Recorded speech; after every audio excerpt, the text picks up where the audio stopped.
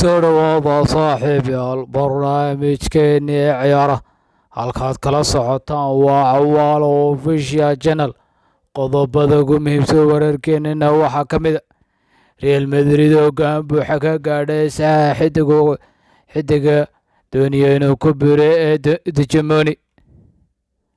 Heshiiska Erling Haaland oo soo dhamaaday kooxdiisa cusub waqtiga lagu dhawaaqayo.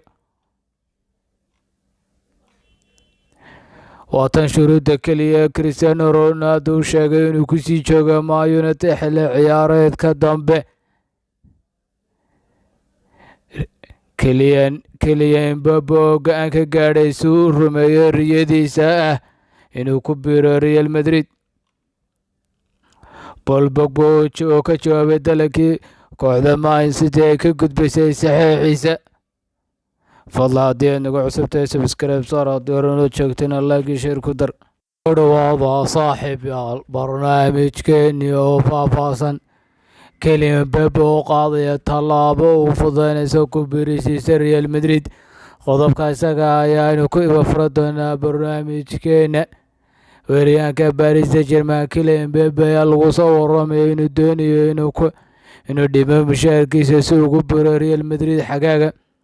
Mustaqbalka xidiga 16 jirka ee PSG ayaa shay ku jira iyadoo heshiiskiisa haatan kooxda reer France dhici doona dhammaadka xilli ciyaareedkan.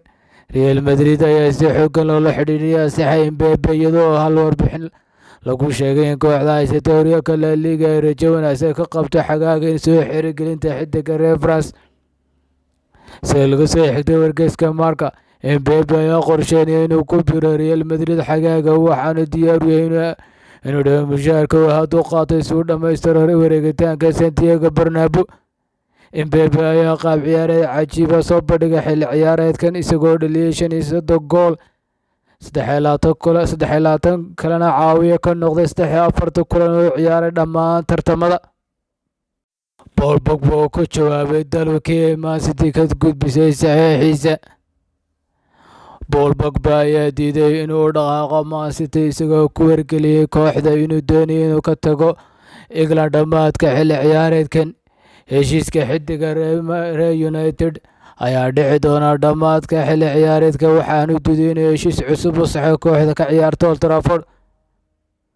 Pogba ayaa ka helay xiiso kooxo badan oo ka mid ah Juventus, Real Madrid iyo PSG, laakiin Man City ayaa dalab rasmi ah ka gudbisay xidiga khadka dhexe iyadoo Guardiola doonaya xidigan.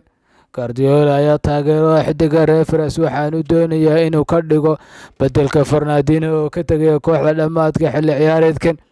Laakiin sida laga soo xigtay wargeyska Athletic, Pogba ayaa diiday dalabkaas ay Man City miiska u saartay waxaanu sheegay inuu doonayo inuu sii joogo sii joogitaanka horyaalka Premier League xilli ciyaareedka soo socdana uu gebi ahaanba England isaga tegi doono. Waqtiga ay Man City ku dhawaaqi doonto saxiixa Erling Haaland oo la ogaaday. Heshiiska Man City ku dhammaystiray saxiixa Erling Haaland ayaa lagu soo waramay in lagu dhawaaqi doono waqti dambe toddobaadkan. Xidiga 21 jirka ee reer Norway ayaa bilaabi doona tababarka isku diyaarinaya xilli ciyaareedka cusub ee Man City markay kooxda Man City bixiso lacagta lagu burburin karo heshiiskiisa. Haaland ayaa ogolaaday heshiiska shakhsiga isagoo ogolaaday heshiis 5 sano oo toddobaadkii mushaar ahaan ugu qaadan doona adduun dhan 500 kun oo ganiin toddobaadkii. Wadahadallada u dhexeeya Man City iyo Dortmund ayaa socday si fiican iyadoo kooxda ka ciyaarta Bundesliga filaysa inay bixiso lacagta lagu burburin karo qadar heshiiskiisa oo 63 milyan oo euro. Haaland ayaa mari doona wadadii aabihii Erling Inge Haaland oo muddo 3 sano ku qaatay kooxda Man City waqtigii uu ciyaarayay kooxda kubadda cagta Man City ee ka ciyaartay horyaalka Ingiriiska ee Premier League. Cristiano Ronaldo xidiga Man United sheegay halka ku ciyaari doona dhammaadka xilli ciyaareedka dambe.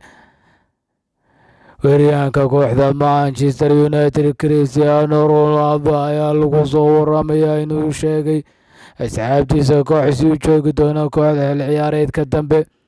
xilli Man United ku jirtay xilli ciyaareed Ronaldo ayaa soo bandhigay qaab ciyaareed cajiib ah goolka hortiisa isagoo dhaliyay 24 gool 39 kulan oo u ciyaaray tartamada oo dhan.